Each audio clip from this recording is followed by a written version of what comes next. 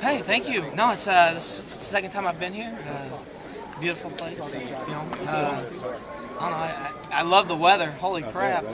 Compared to Texas, this is beautiful, man. 68 degrees last night. Oh man, it's awesome. I'm from Texas, Johnny. Huh? It's great.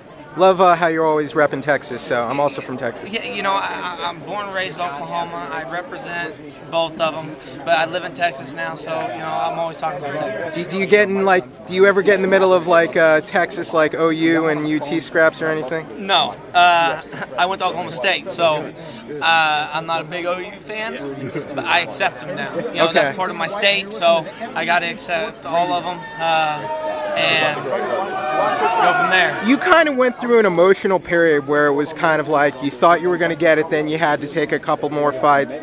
How did you feel when this fight finally got announced with George? Oh, super excited, super excited. I couldn't sleep for a couple days. All I can think about is this fight. And that's also can be to your demise. You know, you can't always focus on what you need to do. You got to get away sometimes. And that's what this press tour is going to be about. You know, it's about meeting your opponent, doing stuff with your opponent, and also just getting away. You know, you stopped training for a little bit, which was nice. So were you relieved? Did it feel like a weight off your shoulders, or was it just like, okay, now I really have to buckle down? No, it was a relief, and it is the same. You know, they both weigh the same because, you know, now everything you've been barking at for the last year has finally come true. How do you move forward from this? You know, you got to win, and that's really my main focus. Is I got to win this fight. I want that belt more than anything. John, what would you say to fans who say, well, we just saw Trying to keep it clear. No, not even close. That's not even close. Not even close.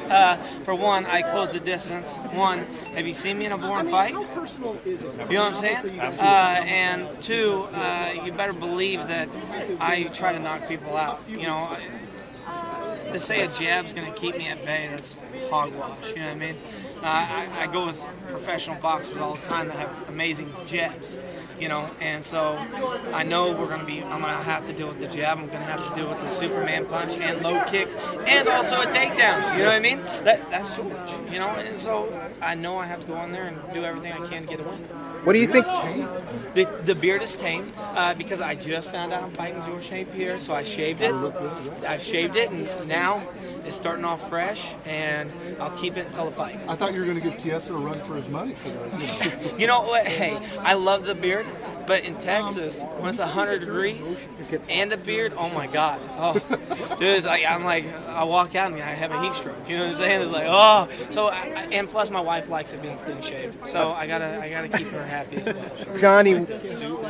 Hell no. Come on. Johnny. Do you see me in a suit?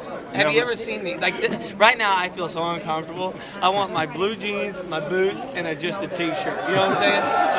That's me. I won't ever be in a suit. I'm sorry. Johnny, what do you think of George's last two performances defending the title against Nick Diaz and Carlos Condit?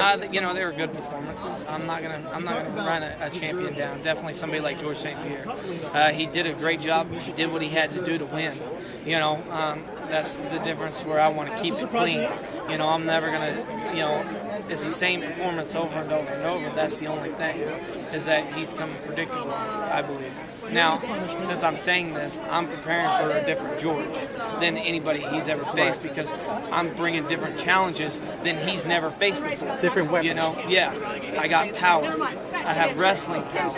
I have quickness. You know, those are things that he's going to have to deal with. And so in the fight, I see whoever can adapt the quickest and overcome the quickest is going to get their Hendricks. Do you feel that through the years, maybe the past 2 years or so, that You guys are going to grow a cup of coffee. come into these fights just to get the win, and it's been blanket safe? Talking about that. You know, once you have the belt, you know, I haven't been in that situation. But I promise you, no matter what, if I go into a fight and I give 80% and I win, it's a loss to me. You know what I'm saying?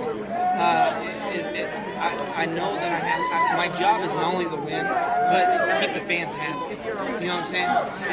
And if I can keep them happy, then Dana White's happy, UFC's happy, the Petito brothers are happy. You know, everybody's happy. In return, makes me happy. So that's really what it's about for me, is keeping everybody in tune. And right now nobody knows how this fight's gonna go because of the way I fight. And that's exciting to me.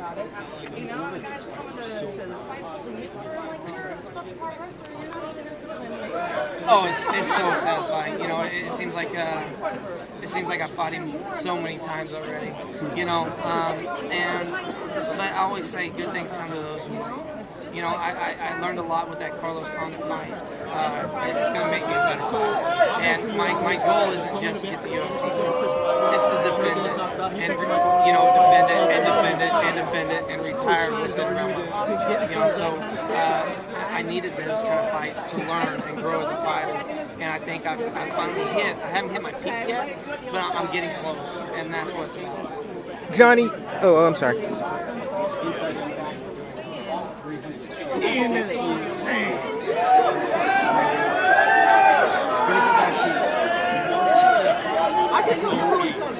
You made your first appearance on the inside. When you found out,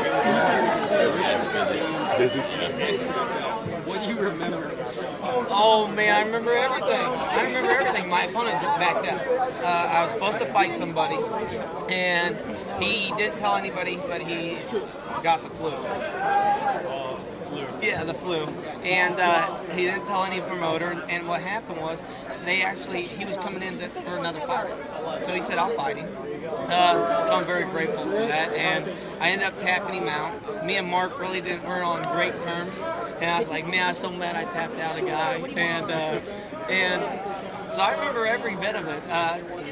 But I remember getting on that show and getting into the MMA life for the first time, which was amazing. To know that you guys allowed a nobody to get on your show, and talk about MMA. So I was very grateful. Hey, this is Ronda Rousey. You're watching Stage Talk. And Johnny, you seem very comfortable with doing all the media responsibilities and all that. And just for a contender alone, you have a lot more responsibilities when you're in a title fight for the UFC. So how is it for you, and how do you prepare and get ready for that, and putting aside time to do things like this? It's easy. This is our job. Is like I said, our job is to fight for the fans and media. Without you guys, we're nobody. Without the fans, we're nobody. So with you guys, having you guys here and giving our side of the story, it's very important, because as long as we do this and it keeps us in the public eye, and it keeps our sport growing in a good way. Right. Because you're getting intelligent guys here. You're just not getting some backyard brawlers. You're getting people with education. You're getting this. You're getting that. So it's really developing into a sport that some people didn't think it would be. And what's your favorite Texas barbecue joint? You know what? I like Bone Daddies. Okay. Bone Daddies right there off of 20. Okay. I-20 and Collins, in between Collins and Matley. All right. Thank you, Johnny. Thank you. Really appreciate it.